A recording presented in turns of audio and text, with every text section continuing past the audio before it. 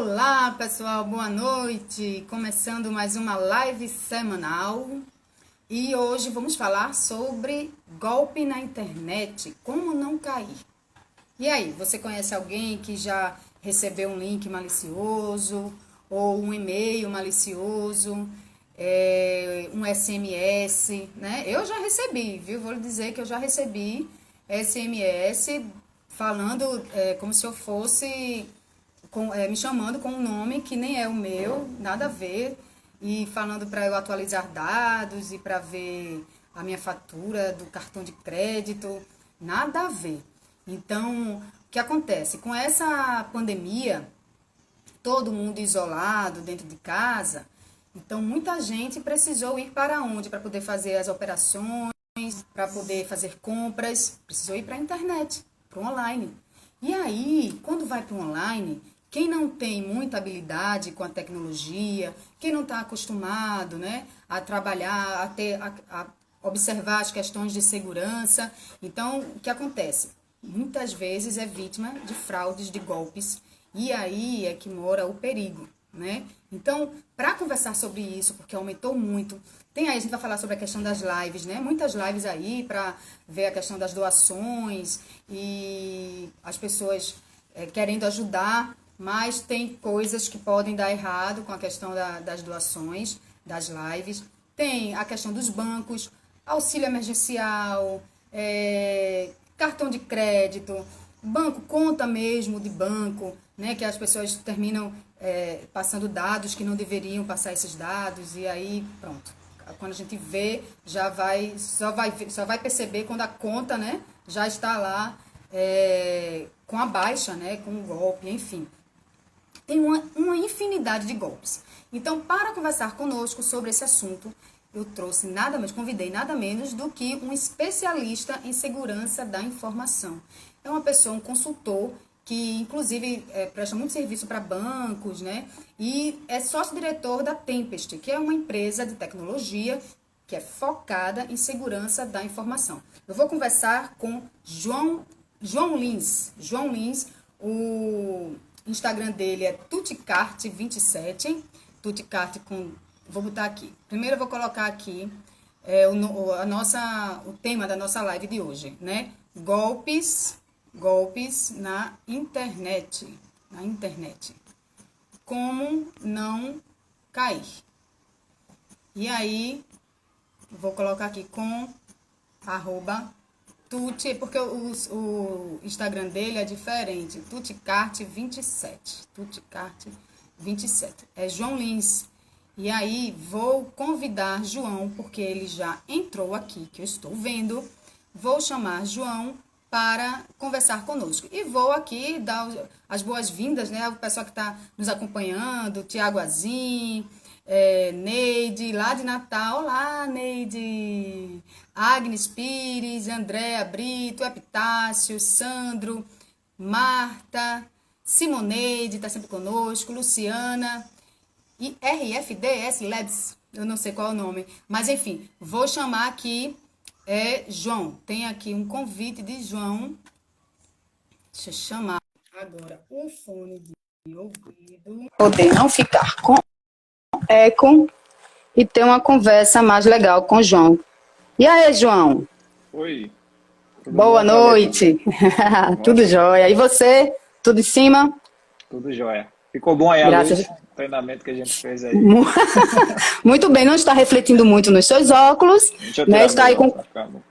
se tirar os óculos fica melhor. Se você conseguir enxergar bem o computador sem os óculos, eu prefiro, né? Porque a gente vê teus olhinhos aí. Mas enfim, João está falando conosco diretamente de São Paulo. Conta pra gente um pouquinho, João, para as pessoas irem aí pensando nas perguntas, caso alguém tenha. Quem tiver pergunta, vai colocando aí pra gente. Pode usar até a interrogaçãozinha. Vocês observarem ao lado do local de comentar, tem uma interrogação. Aí você clica ali, coloca a tua pergunta, porque aí eu posso mostrar a pergunta aqui na tela. Ou pergunta aí mesmo nos comentários, não tem problema. Mas eu tenho muitas perguntas para você, viu, João? Muitas perguntas. Porque as pessoas, quando eu anunciei que ia fazer a live sobre esse assunto, as pessoas começaram a mandar perguntas. Então, vamos lá. Diz para mim, você trabalha essa questão de segurança da informação. É o quê? Investigando esse tipo de fraude? Conta aí um pouquinho dessa atividade de vocês que trabalham com isso. Bom, Thalita, a gente geralmente tem várias formas de a gente trabalhar, né? A gente trabalha, em geral, de forma preventiva, tá? Então, a gente trabalha verificando, por exemplo, se houve ou não vulnerabilidades num determinado sistema, quais são as fragilidades, antes dele ir, por exemplo, estar acessível ao público em geral. Então, a gente trabalha muito de forma preventiva para evitar, por exemplo, que as pessoas sejam enganadas ali na utilização do sistema. A gente orienta grandes empresas para oferecer o sistema de uma forma que seja mais usável, né, mais simples para o usuário e de forma segura. Então tem que juntar hoje muito esses dois mundos, né, deixar a coisa simples e segura é uma das coisas que a gente sempre está trabalhando. Então, a gente atua de forma preventiva e atua também na parte da resposta, né? Por exemplo, nem sempre a gente tem a oportunidade de fazer algo preventivo e quando a gente vê acontecer um problema, né? Deu um incêndio lá. Então, a gente chega também para entender o que aconteceu nesse momento, entender quais foram as fragilidades ali que foram exploradas por um fraudador, por um malfeitor, né? E ajuda o cliente a corrigir aquilo ali de forma que aquilo não volte mais a acontecer. Então, um trabalho mais de contenção. Mas, assim, o mundo da gente, né, de segurança, é muito abrangente. Então, tem prevenção, tem contenção, tem resposta, tem monitoração contínua, né? Então, hoje a gente trabalha, né, a empresa da gente, a Tempest, ela trabalha aí de fio a pavio. Então, a gente hoje é a maior empresa de segurança especializada no Brasil, né? Existem outras empresas que trabalham, mas a gente é especializado em segurança. Então, hoje a gente trabalha com os principais bancos, né? Os grandes bancos de varejo trabalham com a gente, alguns serviços, e aí tem várias formas de a gente estar atuando, geralmente de forma preventiva e também de forma consultiva em geral, novos projetos, muito essa questão de transformação digital, inovação e assim por diante. Até porque, como a tecnologia ela é muito rápida, né, João? Então vão aparecendo possibilidades, vocês têm que ficar atento ali às possíveis brechas, né, que possam ocorrer para evitar, mas nem sempre se consegue, né? Me diga uma coisa, eu estava pesquisando aqui, procurei um dado, eu não sei se você tem, mas eu não consegui um dado específico porque está sempre mudando. Mas várias matérias falam, a Febraban se posicionou, de que com a pandemia aumentou muito o número de golpes, de fraudes, tentativas de fraudes, né? Qual foi, vocês, no dia a dia de vocês, o tipo de fraude ou de golpe mais evidente, ou seja, que teve o maior número de tentativas nesse período de pandemia? Veja, em geral, assim, 80% dos casos são casos que a gente chama de engenharia social. Os fraudadores eles estão tentando se passar ali por uma empresa de forma legítima para adquirir alguma vantagem, né? Ou seja, ele está tentando capturar teus dados, ele está tentando usar os teus dados de forma indevida, seja de uma forma direta contra você, ou seja contra alguma empresa que você tem alguma relação, por exemplo, o banco.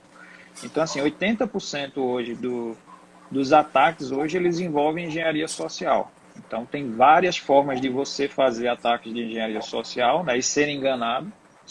O cara é malandro, né? Então, ele vai passar ali uma informação que não é condizente com a verdade, mas tentando fazer isso da forma mais legítima possível. Então, ele vai tentar se passar pelo teu banco, vai tentar passar pela empresa de entrega de comida, ele vai tentar se passar pelo auxílio emergencial e você, muitas vezes, não consegue distinguir o verdadeiro do falso. Daí o nome de ser uma engenharia social, né? Eles estão te enganando, né? Na primeira, da forma mais direta possível.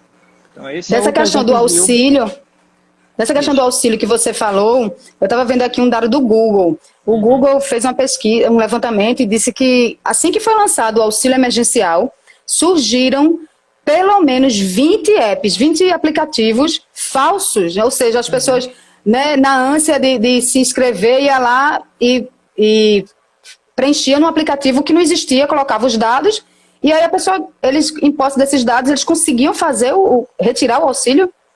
Isso, é. O auxílio, assim, o que é que os fraudadores viram, assim, em relação ao auxílio, né? Inclusive, a gente monitora um pouco essa questão do mercado negro. E o que acontece, a gente viu até os fraudadores discutindo, né? Pô, a gente vai roubar R$ 600 de um cara que já está sem dinheiro, isso é justo, não é justo? Então, até esse tipo de discussão rola no mercado negro. Mas o auxílio, a gente está falando aqui para atender em torno de, sei lá, 60 milhões de brasileiros, 70 milhões de brasileiros, e o montante total do auxílio é algo em torno de 80 bilhões a 100 bilhões de reais. Então, assim, é muito dinheiro que tem ali.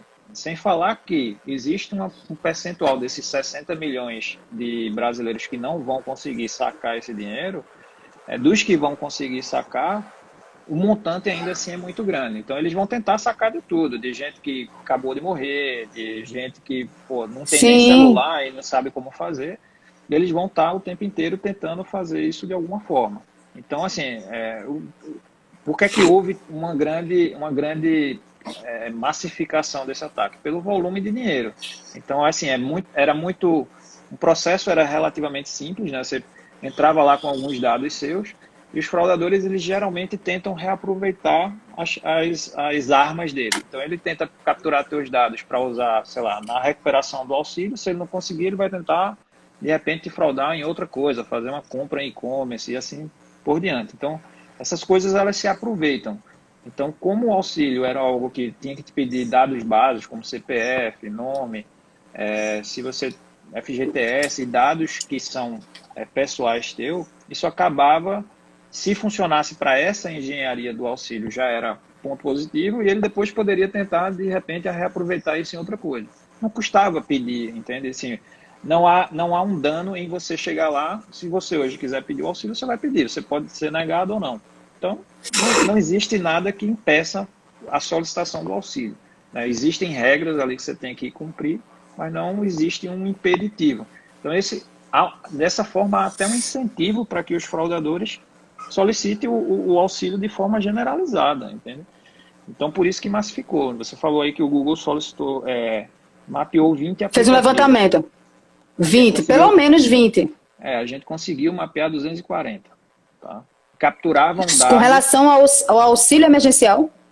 Porque o Google é o seguinte, quando a gente fala de aplicativos, em geral a gente está falando da plataforma Android, tá? O Google, por exemplo... mas isso só uma ressalva, João. Esse dado, só para fazer uma ressalva, esse dado de 20 foi no dia seguinte. Sim. Eles lançaram, o governo lançou, desculpe, a Caixa lançou o auxílio emergencial, o app, e no dia seguinte já tinham mais de 20 aplicativos falsos. Sim, sim.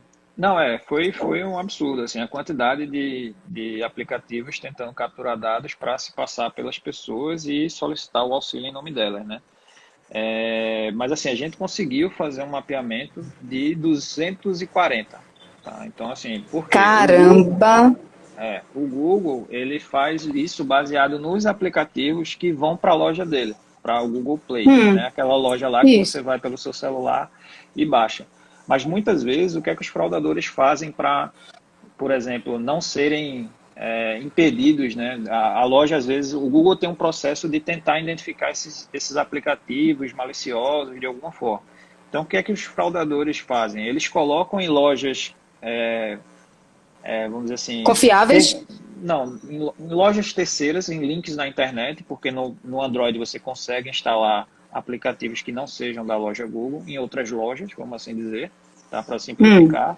E aí eles fazem as campanhas, né? Disparam, o aplicativo certo, por exemplo, é esse daqui dessa loja. Quando você clica no link, no teu Android vai aparecer lá para você instalar, né? No teu celular vai aparecer para você instalar. Então o Google, ele mapeia de forma direta o que foi que entrou na loja dele.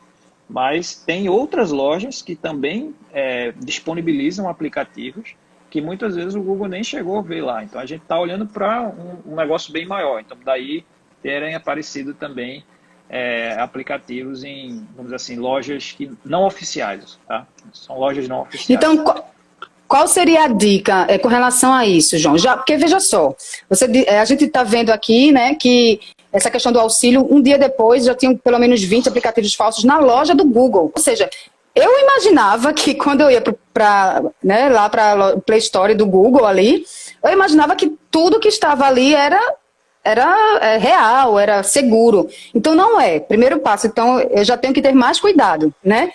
Qual é a responsabilidade do Google com relação a isso, então? Se você sofre um golpe pela loja dele, ele faz alguma coisa? Você tem essa informação? Se ele toma alguma providência com relação à vítima? Não, ele não, basicamente não, assim, ele tem alguns Tem que ser a Polícia processos. Civil, né? Você tem que entrar na Polícia Civil, assim, hoje quem responde pelos crimes digitais, né, no sentido de ajudar o cidadão é a Polícia Civil, então você teria que fazer um Delegacia boletim de de ocorrência. As crimes empresas, por cibernéticos, né? exemplo, as empresas privadas, elas atuam nisso fortemente, porque assim, o Google, ele, imagina que é uma loja que tem, sei lá, bilhões de aplicativos, ele não vai conseguir olhar para tudo isso. Então, aqui no Brasil, a nossa empresa, por exemplo, ela faz a monitoração desses aplicativos maliciosos e ela denuncia isso para o Google.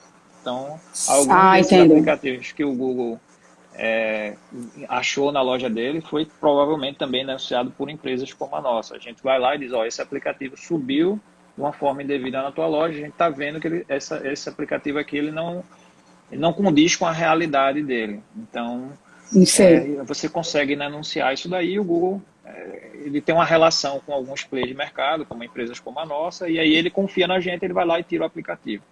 Então, isso é a primeira coisa. Ele também tem um processo de análise, mas é um processo automatizado. Então, às vezes passa isso, né? Às vezes passa e você não consegue ver. Então, não dá para olhar para tudo ao mesmo tempo.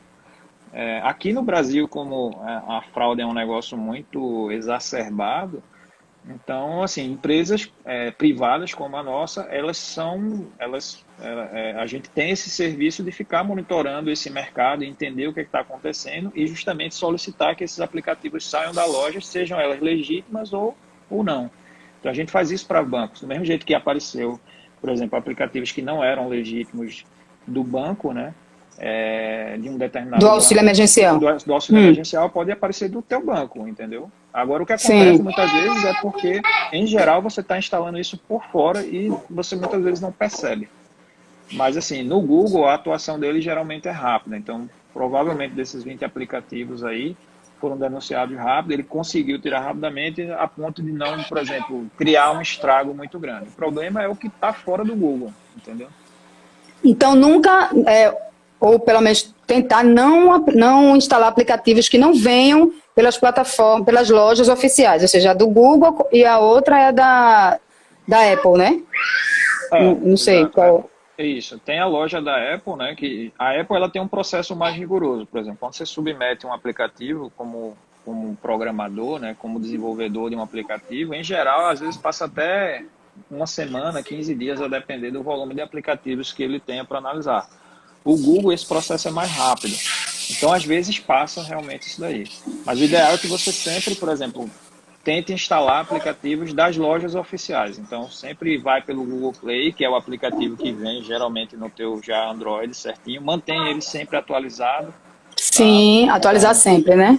atualiza sempre ele, mantém ele sempre atualizado. Ele sempre vai te dizer, existem versões novas do aplicativo. Então, isso também é importante. Manter os aplicativos do celular atualizados também é importante. Mas o básico é sempre tente instalar das lojas, porque mesmo na eventualidade de passar alguma coisa, eles conseguem remover isso rápido, e aí quando você vai atualizar, ele também remove do teu celular, entendeu?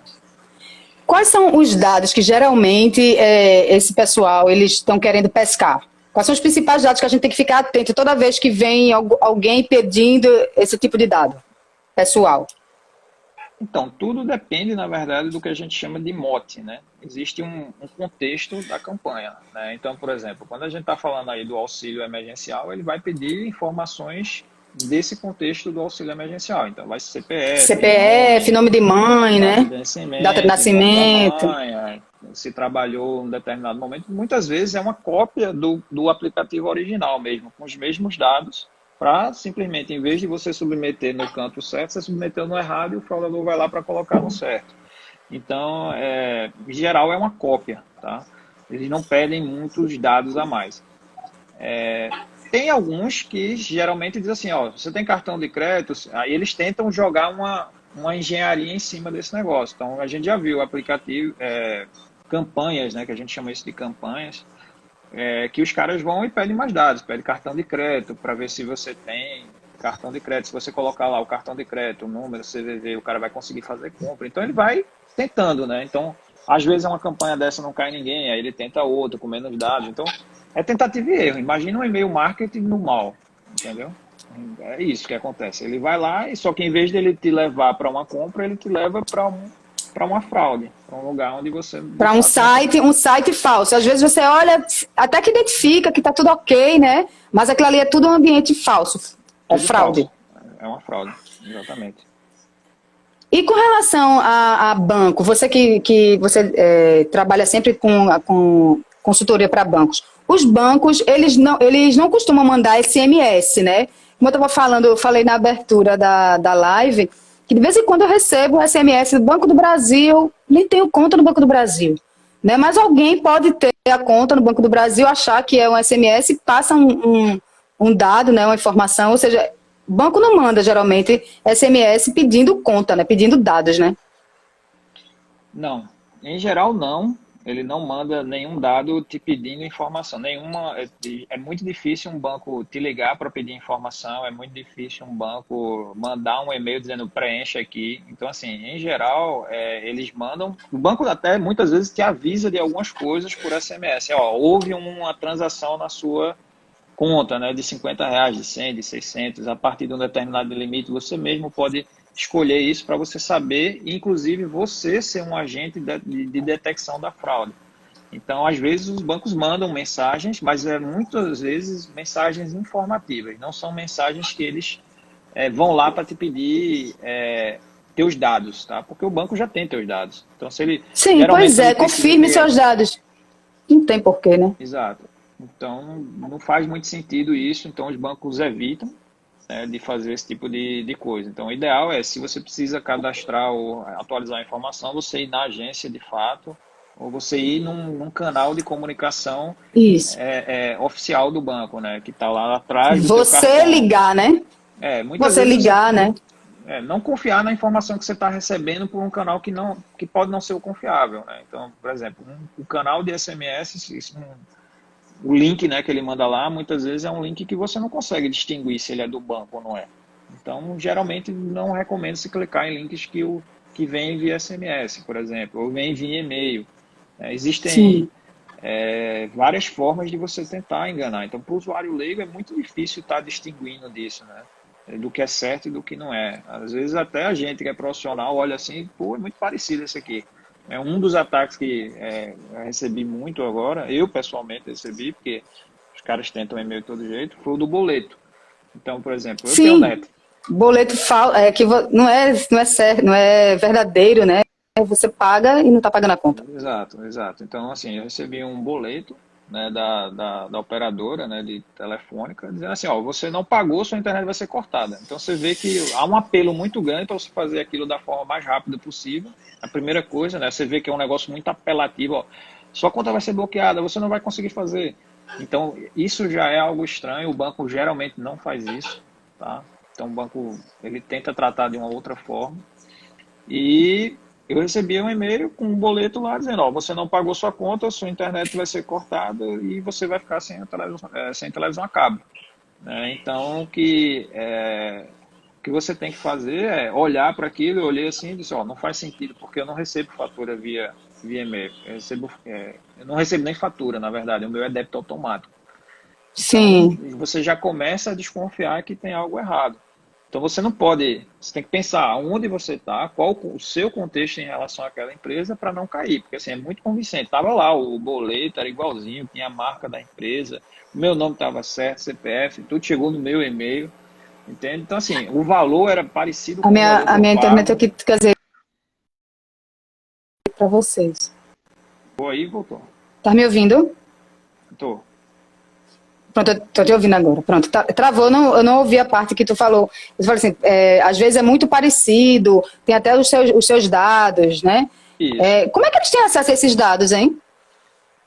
Então, Thalita, hoje você basicamente com o CPF de uma pessoa, você consegue saber qualquer informação dela. Se eu pegar teu CPF aqui, eu consigo listar o teu passado, né? Onde tu morou, o que é que tu fez. Então, assim, existem essas informações são vendidas no mercado negro, tá? Então, eles compram essa informação, compram e-mail, compram tudo. Como serviço, né? Existe um mercado chamado fraude como Sim, serviço. E tem caramba.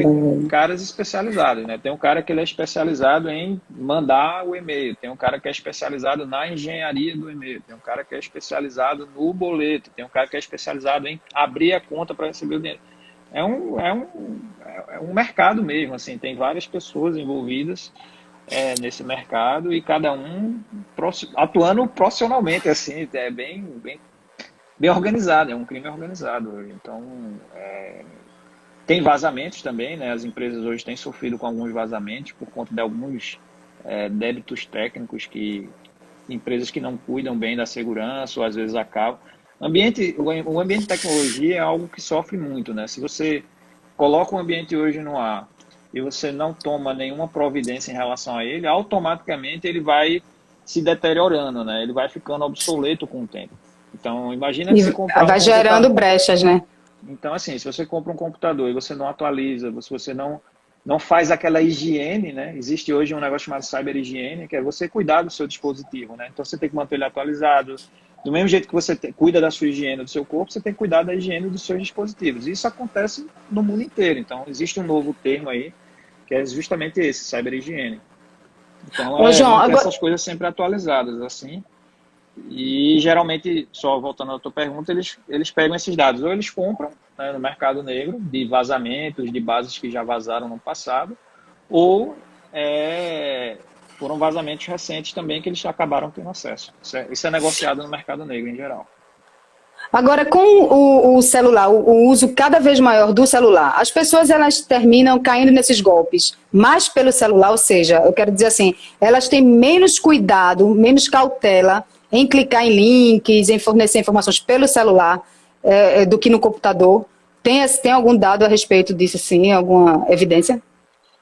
Olha, Thalita, assim, até se a gente voltar em uns 3 anos atrás, geralmente tudo era via e-mail e computador mesmo, né? O desktop ou o notebook, né? Mas, voltando uns 5 anos atrás, aí, até 2015, mais ou menos, era 80% era isso.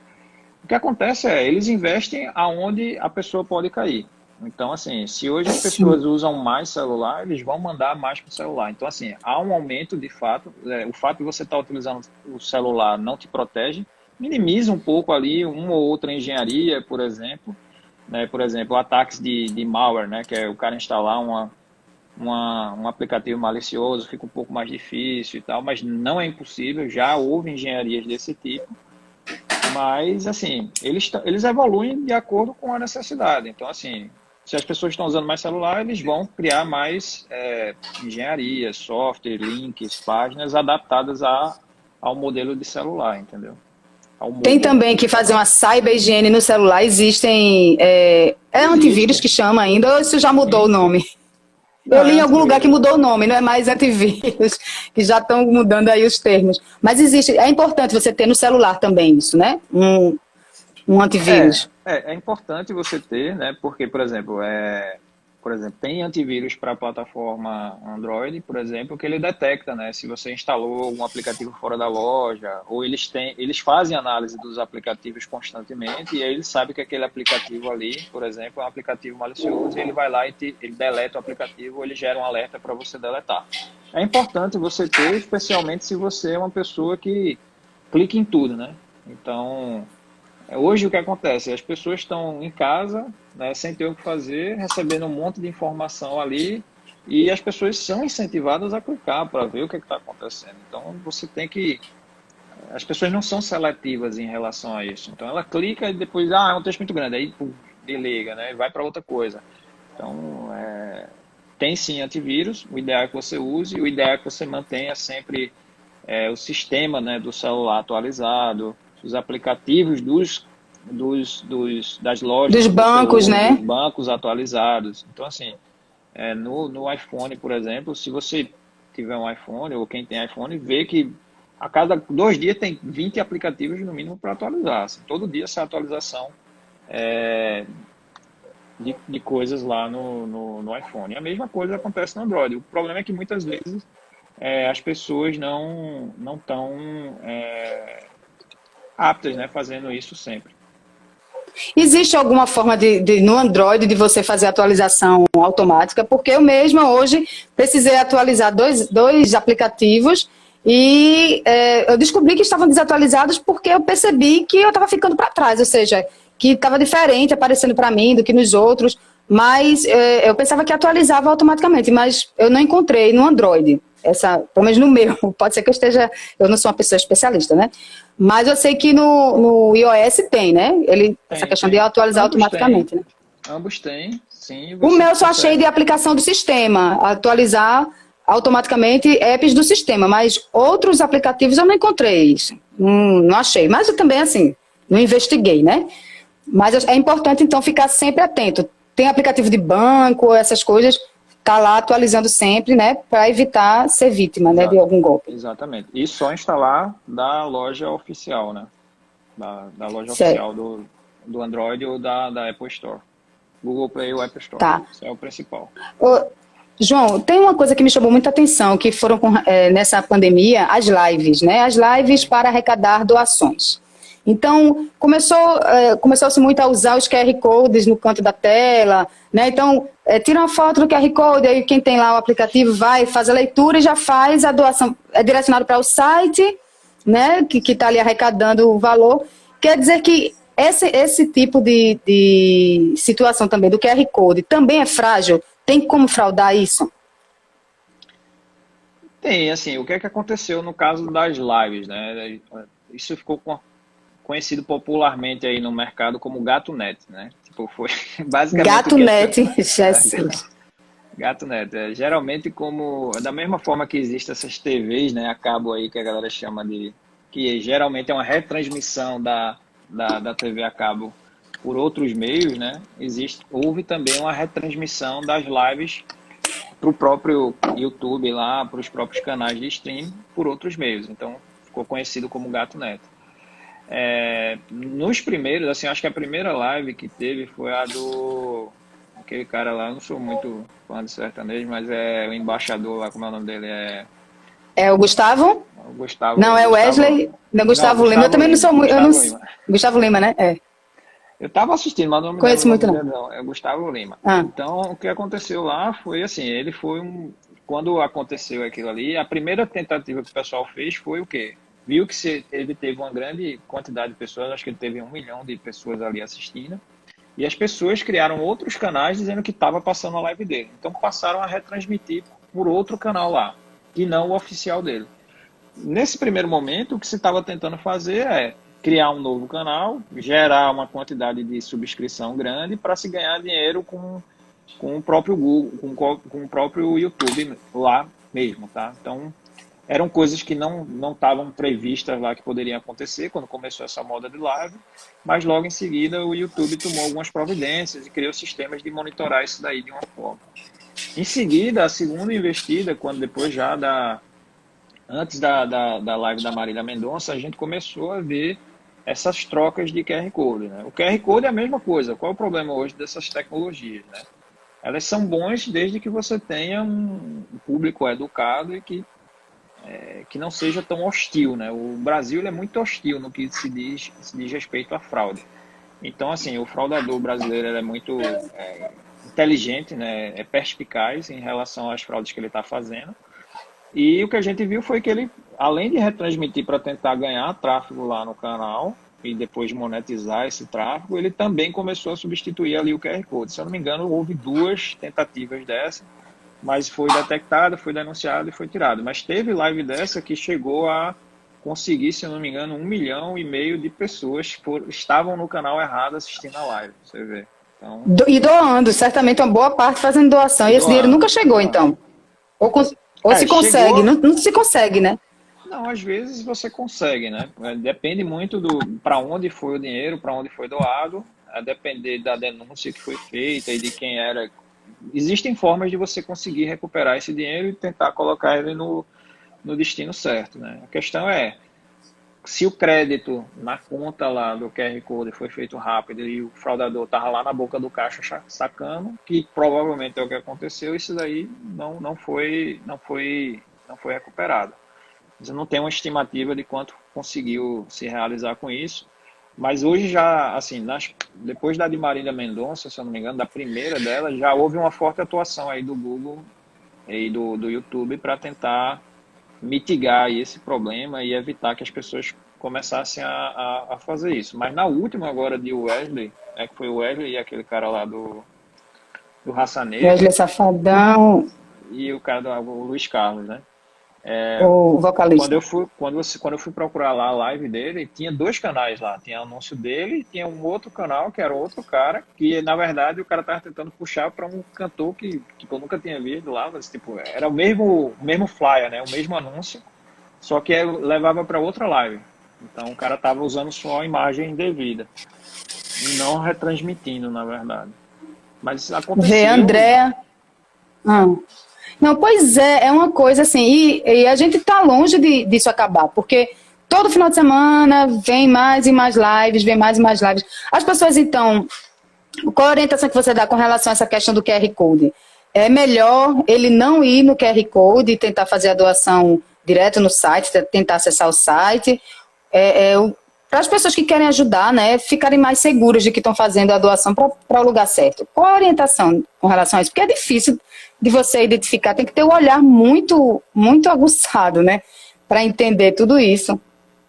O que acontece geralmente, assim, no caso do QR Code, você tem dois caminhos aí, né? Um QR Code que te leva para um aplicativo, um QR Code que te leva para um site. Se ele te leva para um aplicativo, você tem que checar basicamente o número da conta se bate com aquele número da conta, se não é um número de uma pessoa física ou uma empresa que não tem nada a ver ali em relação à live. Os artistas, eles começaram a divulgar um pouco mais, né? Dizendo assim, isso aqui é para a entidade, sei lá, mesa não sei o que lá, o outro era, sei lá, lardo não sei aonde. Então, geralmente, você consegue identificar a conta por esse identificador aí. Se não tiver isso, geralmente você vai ter um problema, falando de aplicativo, tá? Quando é um site, às vezes você tira a foto lá do QR Code e ele vai redirecionar você para um site. Os fraudadores, eles tentam se passar, faz uma cópia do site normal, equivalente, lá da fulaninha, né? Então você tem que olhar o endereço lá, se não tem, por exemplo, um erro de digitação. Você tem que olhar e ler as mensagens e ver se não tem algo que está feito errado. Assim, são detalhes, você tem que pegar por detalhes, né? Falta de cuidado, né? Então, assim, tinha antes um negócio que dizia assim, né? Se tiver o cadeadozinho lá do lado, tá seguro. Mas hoje nem isso mais, porque os fraudadores já conseguem colocar o cadeadozinho lá. Então, é muito difícil para a pessoa realmente saber onde é que está digitando. O caso do QR Code é um caso que ainda é difícil a gente dar uma orientação, porque ele tenta justamente trazer usabilidade, né, para o usuário, não digitar nada, fazer as coisas de maneira automática, mas a partir do momento que você consegue injetar ali um QR Code falso, é difícil, se o cara tiver a perfeição de fazer a engenharia, é muito difícil você detectar. Então, assim, começa lá no começo, né, você saber que você está no canal certo, né, você estava no canal oficial da live, né, geralmente os canais oficiais eles têm marcações, né, as redes sociais dos artistas têm marcações de autenticidade, né, o Twitter lá ele faz algumas checagens para as pessoas que são artistas e são famosos, e então assim, tá no canal oficial a probabilidade já diminui drasticamente. Então é isso, mas sempre checar, olhar o site, ler, né, tentar digitar. Ter cuidado, ter zelo, né? Ter zelo, vamos ter cuidado, olhar, checar, verificar, né? Antes de fazer qualquer operação, né, João? Para não cair nesses golpes, nem ficar passando dados pessoais para quem você não tem que passar, não deve, né? Isso. Olha, tem uma pergunta aqui de André, eu acho que é André Machado. Foi roubada no Rappi através de mensagem privada na página oficial de lá. Eles viram minha mensagem no privado e entraram em contato comigo e eu pensei que estava falando com a própria Rappi. Aí tem aqui dizendo que ela complementa, foi tudo através do próprio Instagram deles. Então, isso daí geralmente é o que acontece. A gente enfim, monitora algumas redes sociais também. Então, geralmente o que acontece, existem dois tipos de investida aí, né? Ou o fraudador, ele vê que você teve alguma dificuldade e se passa pela empresa, ele vai lá, bota o logozinho, né, da empresa lá que é de entrega de comida, ou até de banco, a gente já viu isso acontecer. Chama o falso atendente da rede social. Tá? Então, geralmente é um perfil falso e o cara tenta uma interação com você. Ah, mande mensagens no DM. Então, se o cara começa a pedir muita mensagem no DM, já está errado. Você tem que ir para um canal oficial, que seria o aplicativo dele, o site dele, o saque, né? Ou seja, a ligação. Então, assim, evita fazer isso, porque do mesmo jeito que ele cria um aplicativo falso, cria um site falso, ele cria um perfil falso e você, como é que você vai identificar isso? Então, você vai lá e digita Então, o nome. evitar aplicativo de rede social. Evitar esse tipo de interação. Veja, você tem que saber se você Caramba, tá é muito difícil, minha gente. Você tem que saber se você está falando com o perfil oficial, né? Então, assim, por exemplo... Você Verificar tem sem o lá... selo, né? Se tem aquele selinho azul, Exato, né? aquele selinho, exatamente. Então, geralmente, rede social tem isso. Então, Facebook, tem muita página fake lá, né? De se passando por algumas... como é que se diz? Atendentes falsos, né? Então, o que eu acho que aconteceu no caso da André foi isso. Ela procurou pela empresa, precisava fazer uma reclamação e alguma coisa, ela digitou. Às vezes ela digitou errado, não percebeu. Às vezes ele usa, por exemplo, sei lá, vou pegar João, né? Então, bota sem acento. Então, os caras tentam se aproveitar para aparecer primeiro na busca e você acha que é o oficial porque ele usa a mesma marca. A gente é muito visual. Então, os caras fizeram um estudo sobre isso, então você digita errado, mas aparece visualmente lá a marquinha que você espera, né, da empresa que você espera, você clica e você já está no perfil falso. Então, você foi lá e, tipo, depois dali você botar um direct message e você está mandando para pessoa falsa, na verdade. Então, isso acontece muito, né, então eles criam, o nome fica muito parecido. Então, por exemplo, tem perfil falso do presidente, né, com Jair Bolsonaro, aí tem Janir Bolsonaro, porque você, quando lê rápido, a sua mente ela é feita para processar o contexto, não para processar o que está certo, está errado. Você que é jornalista, você provavelmente somente é muito treinada para detectar, por exemplo, erros de português, né? E os fraudadores se aproveitam muito desse tipo de coisa, né? Eles usam uma técnica que a gente chama de type squatting, que é tentar mudar letras ali que são próximas. Então ele pega o A e muda pelo 4, né? Pega o E e muda pelo 3. E aí você, quando olha visualmente, não, eu estava no site correto. Aí, quando você vai ver, não era. Mas aí ele se A Andrea mesmo está identidade. dizendo que tinha o selinho azul, coisa e tal. Aí não tem, como o Agnes está dizendo, não tem o que fazer. Infelizmente, tem coisas que a gente vai ter que buscar mesmo a delegacia, né? No caso aqui no Recife, é a Delegacia de Crimes Cibernéticos, ela fica ali na Rua da Aurora, ali de esquina com a Princesa Isabel, né? Rua Princesa Isabel, Santa Isabel, Princesa Isabel, com a Rua Princesa Isabel. E aí tem que procurar mesmo a polícia, não tem o que fazer, né? E a Agnes perguntou se quando tem o HTTPS também é possível ser fraudado, o HTTPS. É possível ser fraudado também, um site com... Sim. Com esse S no final? Minha nossa. Minha gente, a gente tá num mundo assim. Isso é muito complicado. Tô com medo agora de mexer no celular, minha gente. De fazer qualquer coisa com o celular, na internet. Assim, é ruim, né, dar essa notícia para todo mundo, mas é a verdade, assim, os fraudadores, eles têm as mesmas armas que as empresas têm, então é muito difícil você conseguir, né, então, por exemplo, como eu falei, o que é que os bancos fazem, o que é que as empresas fazem? Elas pagam para ficar derrubando esses caras, né, então há um processo de monitoração externo à empresa para justamente evitar, porque as pessoas caem, e aí depois a empresa até ela dizer, não era meu site, não sei o quê. Já foi, né? O passivo jurídico que se gera com isso é gigantesco. Então, as próprias empresas privadas, elas pagam para tentar proteger, né? E às vezes também as pessoas que são... É um mundo muito complexo esse de segurança, né? Porque as pessoas querem ter facilidade, clicar e funcionar, clicar e comprar, clicar e resolver o problema, né? E as empresas estão do outro lado querendo vender e fazer isso funcionar, mas também se preocupa aí com todo esse processo de que quanto mais simples é para o fraudador também, né? Então, exatamente. É um jogo de gato e rato o tempo inteiro. Então, essa é a minha vida, né? A vida do consultor de segurança é pois essa. E eu fico pensando, para vocês, com esse negócio da pandemia, quanto mais gente que não tem muita habilidade com a internet, pessoas também mais velhas, que não utiliza mesmo, que tem aversão, né, à questão da tecnologia, devem ser as grandes vítimas, né? Pessoal que não tem muita habilidade, que agora está tendo que ter. Essa história do auxílio emergencial mesmo, essa história do Caixa Tem, né, uma conta totalmente digital. Então, assim, as pessoas tiveram que ir para a internet, foram levadas, obrigadas a irem para a internet, né? Então, sim, atenção a tudo, né? Desconfiar sempre. Acho que é regra. Desconfie sempre. Desconfie primeiro. Aí você depois vai tirando, né? Vai dizendo, não, tá ok, tá ok, tá ok. Olha, Rodrigo, ele pergunta, há uma forma de clonar o número de telefone apenas por uma ligação?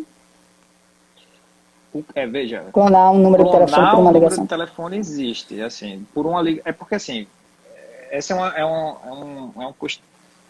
uma questão um pouquinho mais complexa, né? O que acontece, na verdade, é o que a gente chama do SIM swap, né? Os caras vão lá na operadora e dizem assim, ó, eu sou Thalita e meu chip queimou, meu chip fez alguma coisa, ou eles têm acesso ao sistema, ou eles compram isso é outro tipo de fraude que é vendido no mercado negro, e aí ele vai lá e compra o teu chip em outra, ele compra a tua linha em outro chip, e aí ele transfere. Na verdade, não é uma clonagem, tá? Ele faz uma transferência. Isso é um tipo de fraude que se chama SIM swap. Tá? Ele trocou o chip, teu chip deixa de funcionar e outro passa a funcionar. Eu não sei se foi isso que ele perguntou. Isso é uma coisa que a gente vê muito, né? Hoje as operadoras já estão sendo responsabilizadas por isso, tá? Porque na verdade o cara nem fala com você, ele se passa por você e aí evidentemente pegar teu número de celular, ele vai conseguir pegar teu WhatsApp, e-mail, ele consegue recuperar todas as tuas contas, porque tem muito hoje de segurança que está ligado ao número do telefone. Então, por isso que é uma coisa que vem crescendo muito. Agora, existem também outros tipos de ataques ligados ao número do telefone, né? Por exemplo, eu consigo ligar para você, por exemplo, me passando pela minha esposa. E vai aparecer aí no seu celular, por exemplo, Ana Cristina. Entendeu? Eu consigo, isso é uma outra questão, né? Eu não clonei o número dela. Eu estou simplesmente dizendo para a operadora, ó, eu agora sou Ana Cristina, o número dela continua funcionando, mas eu ligo para você e quando aparecer aí o número no seu BINA, vai aparecer o número dela.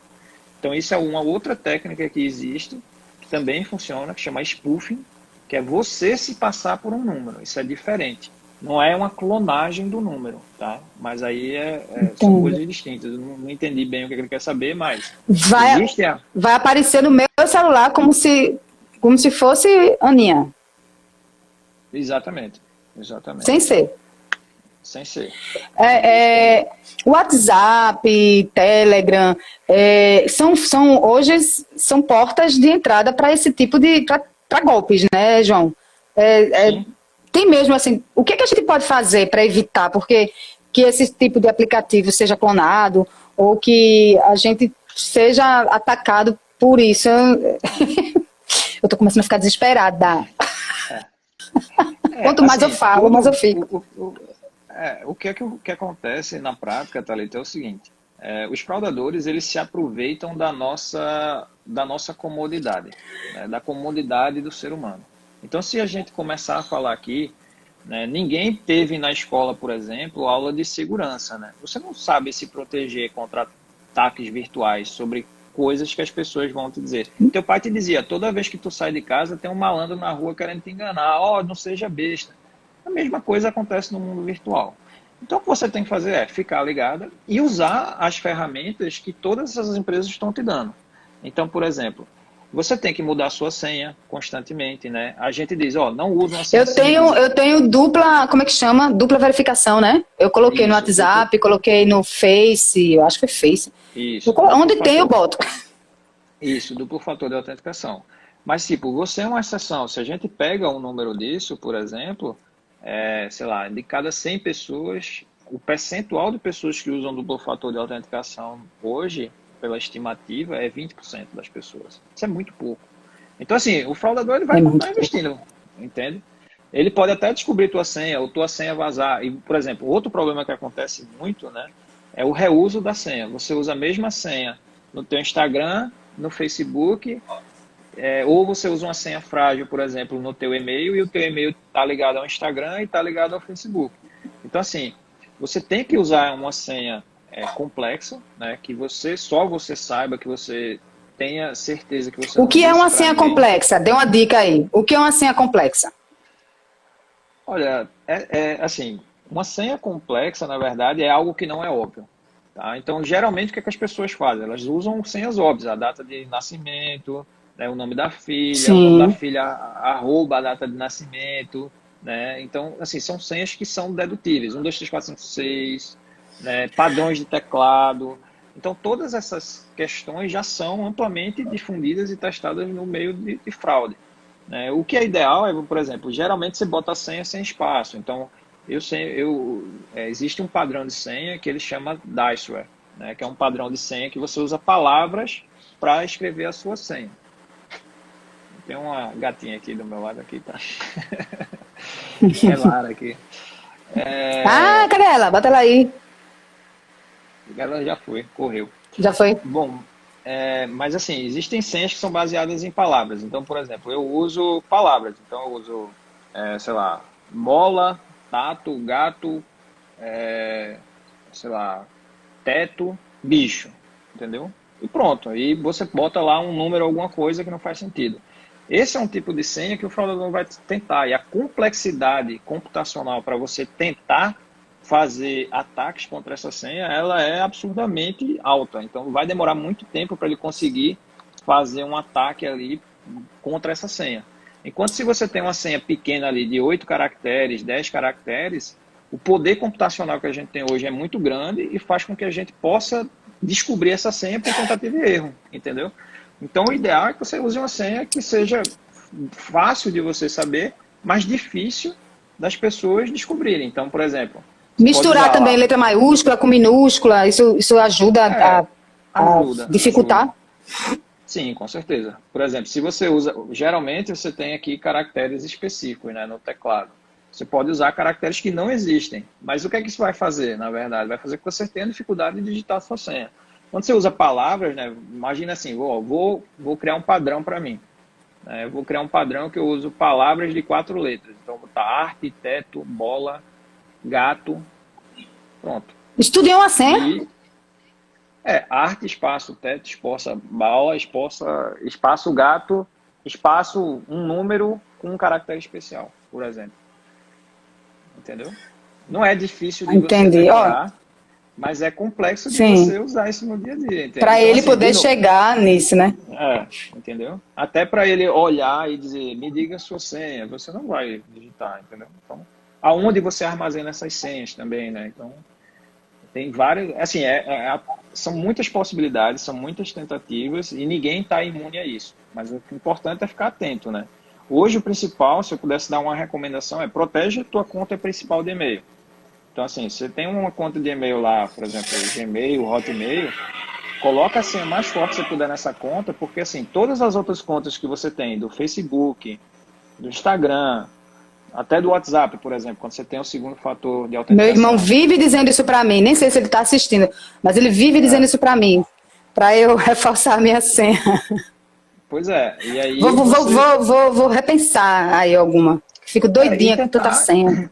E aí, evidentemente, não usar a mesma senha para tudo, né? Então, você bota uma senha no teu e-mail e nas redes sociais bota outra, uma diferente para cada coisa. Usa um cofre de senha, já existe cofres de senha para celular. Então, são coisas que você vai ter que ir criando, né? Se, por exemplo, aí você diz, pô, mas por que eu vou criar isso só? Porque às vezes você tem lá no Instagram e a base do Instagram pode vazar. Então, o cara pega aquela base vazada e vai dizer... Thalita, tem que e vai entrar no teu e-mail e vai sair entrando, entender. No banco A, no banco B, no banco C, no banco D. Então, eles criam testadores para sair testando onde você tem conta e tentar achar aquela senha sendo reusada. Então, não reuse senha. Use o segundo fator de autenticação, é extremamente importante. Todas as redes sociais hoje já têm segundo fator de autenticação. E mude a senha de forma constante. Não reúsa. De quanto tempo? Andrea perguntou. Em quanto tempo deve mudar? Muda pelo menos a cada 6 meses, no mínimo uma vez por ano. O ideal é 6 meses, no mínimo uma vez por ano. João, assim, a gente está Tá. Diga.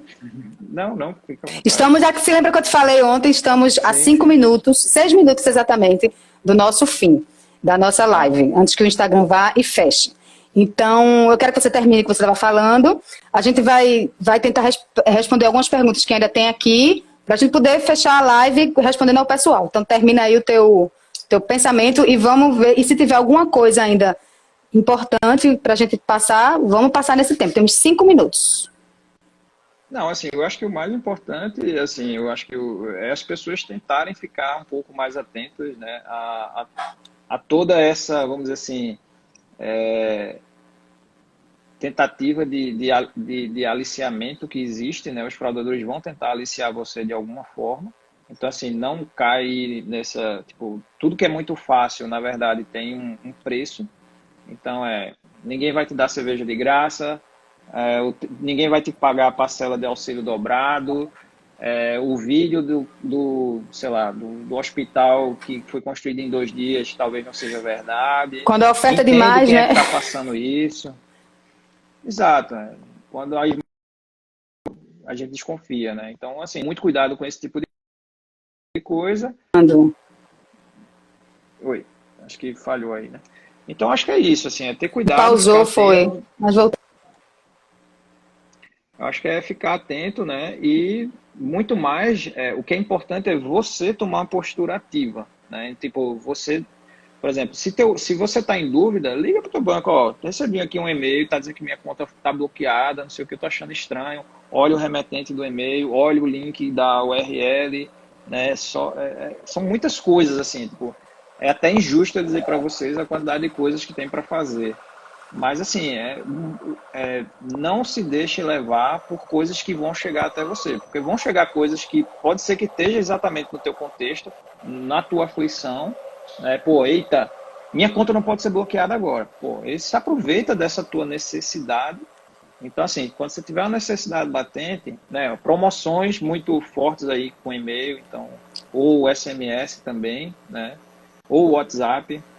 Pessoas te ligando que você não pediu. Olha, a senhora está com um débito aqui, me diga seu CPF. Não, se eu estou com débito, aonde é o débito? Vai procurar lá no lugar, né? Às vezes a pessoa diz, você está com débito, você vai ser no SPC, tudo bem. Então, beleza, coloca no SPC, vai lá, passa bem. Então, tem várias formas eu ligo, né? Tudo isso são engenharias sociais. Eu ligo, me dê o telefone da sua empresa aí que eu vou ligar. Isso. E aí você liga para a central, entende? Você muda, você quebra Você tem que tentar quebrar o script do fraudador. Ele vai ter scripts de acionamento e a partir do momento que você cria uma interposição, você vai saber se ele está, de fato, fazendo aquilo ou não. Mas é difícil mesmo, João, é ingrato cobrar tudo isso de vocês. Pois é, né? Porque a gente não estuda para isso, mas como a Andrea falou e você, a gente devia ter uns estudozinhos simples de segurança, né? Porque agora a internet e segurança da informação é algo que está na nossa vida, a gente precisa realmente saber disso. O Rodrigo, ele diz, é seguro usar o Google Play para salvar seus dados de cartão de crédito? Eles usam o cache do navegador para salvar esses dados ou eles salvam e puxam esses dados direto do banco deles? Tu sabes? Olha, em geral, eles não armazenam, hoje não deveria Google ser Play. mais permitido. O Google Play ele não deve armazenar mais cartão de crédito. Qual a grande dica que eu posso dar? Tenta usar aqueles cartões virtuais, não usa mais o teu cartão, como é que se diz, de plástico. Tá? Tenta gerar um número de cartão e usar para uma compra só. Então, assim, de novo, é preventivo, entendeu? Não, você pode deixar o número armazenado? Pode. Acho que vai acabar a live, né? Tá agoniado aí. Mas tô. Usar Faltam números... 2 minutos. Falta 1. Então, Rodrigo, tenta usar um cartão por vez, só gera aqueles números aleatórios lá, cartões descartáveis e não usa o teu cartão de plástico. É basicamente essa a recomendação que eu tenho. Mas hoje eles não deixam isso armazenado, eles geram um processo de tokenização que chama, mas é bem complicado explicar isso aqui para vocês. E eu queria que você deixasse agora, se despedisse, com uma dica final, assim, para a gente poder fechar aqui. Tempos de pandemia, cuidado aí com a internet, o que fazer para a gente não ser vítima de um golpe. Olha, Thalita, basicamente estar atento, né? não tem assim uma dica matadora, não tem bala de Atenção. prata, tá? Infelizmente não tem. Então ficar ligada em tudo que você puder, mesmo eu falando, no HTTPS que a Agnes perguntou, nos erros de português, na URL Vai do fechar, site. vai fechar, Em vai tudo que você fechar, vai puder. fechar. Fique Atenção. ligada. Pronto, fica atento. É, Valeu, João. Valeu, mas a desconfie gente de segue aí, tudo, arroba desconfie de tudo. tuticart27. Desconfie de tudo. Beleza. Tchau. Tchau. Obrigado, Thalita.